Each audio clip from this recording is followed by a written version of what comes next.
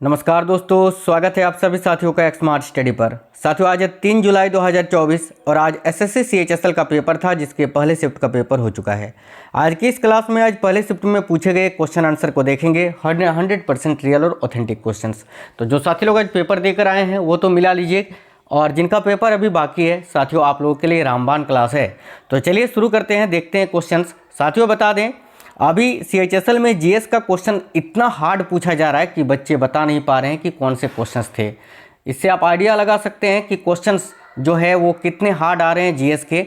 तो आप लोगों से यही कहना चाहूँगा कि ज़्यादा आप जो है ना रिस्क मत लेना, ज़्यादा नेगेटिव क्वेश्चन मत करके आना, क्योंकि कट ऑफ इस बार जो है वो आपका कम ही रहने वाला है। क्योंकि ओवरऑल अगर पेपर की बात करें तो वो साथियों इजी पेपर बिल्कुल भी नहीं है, मॉडरेट टू हार्ड लेवल का पेपर आपका आ रहा है। ठीक है, देखिए क्वेश्चन है, एक क्वेश्चन आपसे ये पूछा था कि नवरोज किस धर्म के लोगों का त्यौहार है। तो भाई नवरोज की बात करें ना तो साथियों ये पारसी धर्म के लोगों का एक त्यौहार है। देखिए यहाँ पर ध्यान से देखिएगा, नवरोज पारसी समुदाय का प्रमुख त्यौहार है। ठीक है, इसी दिन को पारसी नववर्ष की शुरुआत मानी जाती है। माना जाता है कि नवरोज के दिन और रात की लंबाई लगभग एक समान होती है।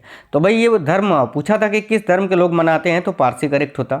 ये क्वेश्चन था यक्षगान किस राज्य का त्यौहार है। तो आप लोगों ने आसानी से इसका आंसर कर दिया होगा, क्योंकि यक्षगान जो है ये साथियों कर्नाटक में मनाया जाता है। तो भाई करेक्ट हो जाता है यहाँ आपका कर्नाटक। आगे एक क्वेश्चन था 42वें संविधान संशोधन में कितने मौलिक कर्तव्य जोड़े गए थे। देखिए 42वां जो संविधान संशोधन हुआ था 1976 में, ठीक है, इसमें कुल 10 मौलिक कर्तव्यों को जोड़ा गया था। याद रखना कितने मौलिक कर्तव्य को, तो 10। आप बोलोगे सर 11 मौलिक कर्तव्य हैं, हाँ 11 ही हैं, लेकिन 11वां मौलिक कर्तव्य जो है उसको 86वें संविधान संशोधन अधिनियम 2002 में जोड़ा गया था। याद रखना, ठीक है। तो भाई 42वें संविधान संशोधन में 10 मौलिक कर्तव्य को जोड़ा गया था। उसके बाद 86वें संविधान संशोधन अधिनियम 2002 में जो है ना 11वां मौलिक कर्तव्य जुड़ा था। तो 42वें संविधान संशोधन में पूछा था तो आपका यहाँ 10 हो जाता। बात करें मौलिक कर्तव्य की तो इसका प्रावधान संविधान के अनुच्छेद 51 का ए में है, जिसमें कुल 11 मौलिक कर्तव्य है। इसको रूस के संविधान से लिया गया है। बात करें भाग की तो इसको भारतीय संविधान के भाग 4 का ए में रखा गया है।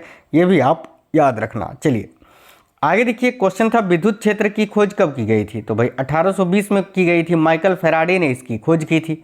आगे देखिए अगला क्वेश्चन था, ये क्वेश्चन थोड़ा बहुत ही मतलब अजीबो गरीब नहीं था, ठीक था। एक क्वेश्चन और है जो कि काफ़ी थोड़ा डीप था। एशियन गेम्स का आयोजन भारत में पहली बार कब हुआ था। तो 1951 में, जिस वक्त जब से एशियन गेम्स की शुरुआत हुई थी ना 1951 में, वो पहली बार भारत में ही हुई थी, नई दिल्ली में इसका आयोजन हुआ था। याद रखना, तो 1951 करेक्ट हो जाता।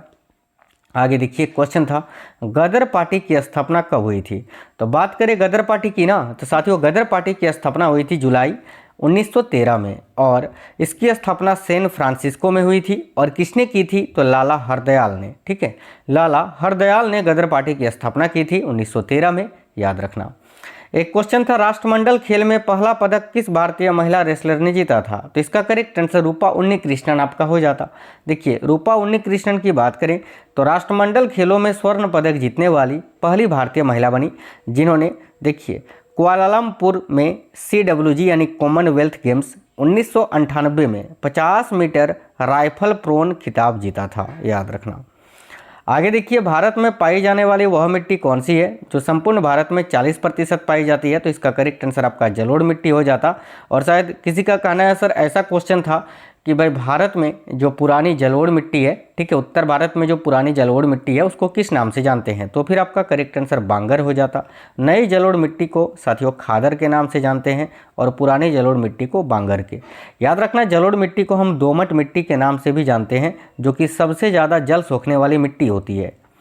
एक क्वेश्चन था 2011 की जनगणना के अनुसार किस राज्य का जनसंख्या सबसे कम है। तो ये तो बड़ा ही सिंपल क्वेश्चन था, इसका आंसर आपका सिक्किम हो जाता। 2011 की जनगणना के अनुसार किस राज्य का जनसंख्या सबसे अधिक है। तो यूपी का सबसे अधिक है और सबसे कम है सिक्किम का। अगर जनसंख्या घनत्व पूछे तो 2011 की जनगणना के अनुसार किस राज्य का जनसंख्या घनत्व सबसे अधिक है। तो याद रखिएगा बिहार का। और सबसे कम किस राज्य का है, तो भाई अरुणाचल प्रदेश का। यह भी याद रखना है। संपूर्ण भारत का पूछे कि संपूर्ण भारत का जो जनसंख्या घनत्व है वो कितना है, तो 382, याद रखना 382 प्रति व्यक्ति वर्ग किलोमीटर। एक क्वेश्चन था, झूम कृषि को दूसरे राज्य में किस नाम से जाना जाता है? तो इसका आंसर होता आपका स्थानांतरण कृषि शायद, ठीक है। और अगर किसी पार्टिकुलर राज्य का आपसे पूछा था तो देखिए, झूम खेती को केरल में पोनम खेती कहा जाता है, ठीक है। आंध्र प्रदेश और उड़ीसा में इसको पोडू खेती के नाम से जाना जाता है। इसके अलावा झारखंड राज्य में झूम कृषि को साथियों कुरुआ के नाम से जाना जाता है। मध्य प्रदेश में झूम कृषि पद्धति को दहिया के नाम से जाना जाता है, याद रखना, ठीक है। इसके अलावा देखिए, अरुणाचल प्रदेश, असम, मणिपुर, मेघालय, मिजोरम, नागालैंड और त्रिपुरा के पहाड़ी क्षेत्रों में झूम खेती, ठीक है, जिसे स्थानीय रूप से झूम के नाम से ही जाना जाता है, याद रखना। यानी इन सभी राज्यों में जो है ना, इसको झूम खेती के नाम से जाना जाता है। इसमें होता यह है कि पेड़ पौधों को काट कर जला दिया जाता है, उसके बाद कृषि होती है। देखो, एक क्वेश्चन था, सजदा प्रथा को किसने शुरू किया था? सजदा या सिजदा प्रथा, तो भाई इसको तो बलबन ने शुरू किया था। तो इस क्वेश्चन का आंसर आपका बलबन हो जाता, ठीक है। सजदा प्रथा या सिजदा प्रथा को किसने शुरू किया था? तो बलबन इस क्वेश्चन के लिए आपका करेक्ट आंसर हो जाता। एक क्वेश्चन था, उत्तर भारत के मैदान में पुरानी जलोढ़ मिट्टी को क्या कहा जाता है? तो जैसे कि मैंने आपको बताया, उत्तर भारत के मैदान में जो पुरानी जलोढ़ मिट्टी है उसको बांगर के नाम से जानते हैं और नई जलोढ़ मिट्टी को खादर के नाम से जानते हैं, ठीक है। तो बांगर इस क्वेश्चन के लिए करेक्ट आंसर होता। एक क्वेश्चन था, कुचिपुड़ी नृत्य का संबंध भारत के किस राज्य से है? तो साथियों, कुचिपुड़ी जो कि एक शास्त्रीय नृत्य है और ये आंध्र प्रदेश राज्य का शास्त्रीय नृत्य है। तो यहाँ आपका राइट आंसर आंध्र प्रदेश हो जाता साथियों। देखिए, क्वेश्चन था शायद, राइट टू हेल्थ का अधिकार किस अनुच्छेद में है? तो इसका राइट आंसर अनुच्छेद 21 हो जाता। और किसी का कहना है सर ऐसा भी था कि अनुच्छेद 32 को, ठीक है, बाबा साहेब अम्बेडकर ने क्या कहा था? तो भाई ये तो कल ही पूछा था ना, आज ये डाउटफुल है कि पूछा था कि नहीं। अगर पूछा था तो कमेंट बॉक्स में कमेंट कर देना साथियों। देखिए, मैंने कि जैसे कि स्टार्टिंग में बताया, क्वेश्चंस इतने हार्ड हैं कि बच्चे बता नहीं पा रहे हैं जीएस का, ठीक है। तो इसीलिए आप लोग नेगेटिव बिल्कुल भी मत करना। और हाँ, वीडियो देखिए, डेली रात में एक क्लास आती है जिसमें चारों शिफ्ट के क्वेश्चन आंसर आपको एक ही वीडियो में करवा देते हैं, उस वीडियो को भी जरूर देखना। और जो एक्सपेक्टेड क्वेश्चंस के सेट में अपलोड कर रहा हूँ ना, उनको आप जरूर देख कर जाना पेपर देने, क्योंकि उसी से आपको क्वेश्चंस मिलेंगे बहुत सारे। तो जो भी एक्सपेक्टेड क्वेश्चंस के सेट मैंने करवाए हैं चैनल के अंदर, उनको आप देख कर जाना। बाकी आज अगर आप पेपर देकर आए हैं, किसी भी कोई भी क्वेश्चन याद है तो वीडियो के नीचे कमेंट जरूर कर देना। मिलते हैं नेक्स्ट वीडियो में, तब तक के लिए जय हिंद, वंदे मातरम।